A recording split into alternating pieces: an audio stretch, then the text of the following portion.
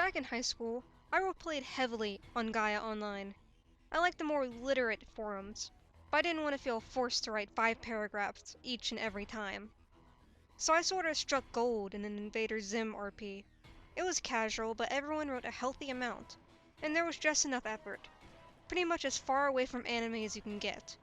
Not that it stopped anybody from using anime face cannons for OCs with abundant art theft. Lunches of lonely OCs were often sushi, and they came from misunderstood households where everyone hated the special character. Basically wish fulfillment, but mostly harmless, right? I played Zim, and I secretly relished in rejecting would-be love interests.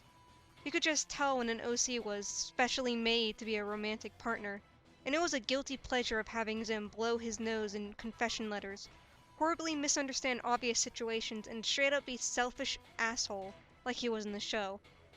I should add, people would often try to force their ships on me, with never consulting me first. I don't know, I guess it was just expected to ship because I played a canon character. Once a character cried to Zim that she was a special alien from a dying planet and had a bomb in her stomach and must be saved. Zim would just laugh and run away from situations like that, and people learned fast that unless he could benefit in some way, he wasn't going to be the hero in any sort. Then came Tabasa. That was her username. Also, it was the name of her OC. Also, she was a recolor of Dib, but with boobs, red shirt, and slightly longer hair. She also taped like this all the time. And that's not an exaggeration, I swear to you on my grandmother's grave that it was even worse than that. Because it was that, plus size 14 bold font with a bright red highlighting the dialogue. Which was almost useful since she never used quotation marks or any form of punctuation. Ever. I was in high school at the time, and as you might guess, she tried to hit on Zim and got rejected. I really hoped that she would just leave the RP completely after that, but no. Everyone at the time in middle school or just entering high school, and the youngest member was a character that was playing Dib, and she was bullied into breaking her own ship to serve Tabasa's fantasy. Tabasa, as we later found out, was 25 at the time. The characters were slightly aged a year older, but that was enough for her to demand more mature themes.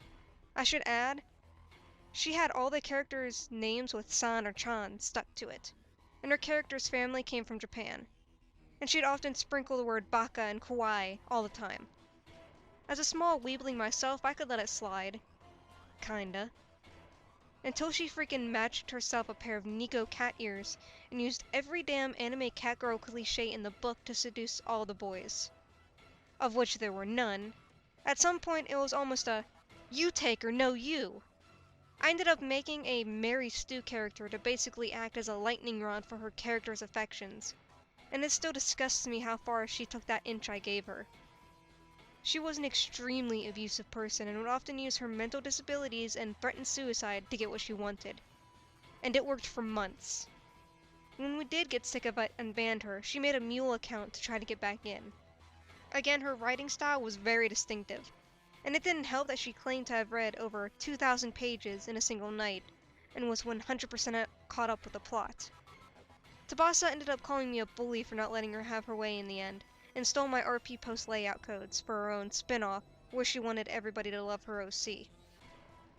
Who would in the future turn into dragons, wolves, fairies, mermaids with a secret princess, Urkin, magical girl, and 5 different anime girl face cannons.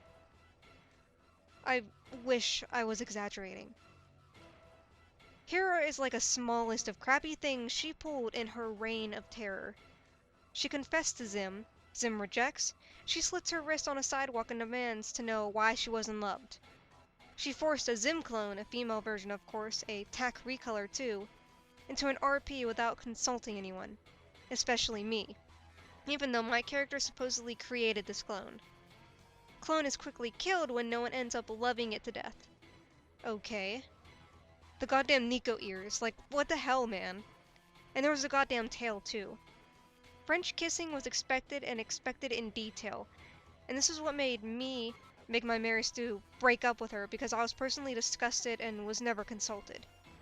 Since I was the only willing partner she had, she told me if I didn't help the ship she was going to, she'd 100% kill herself, and it would be her blood on my hands.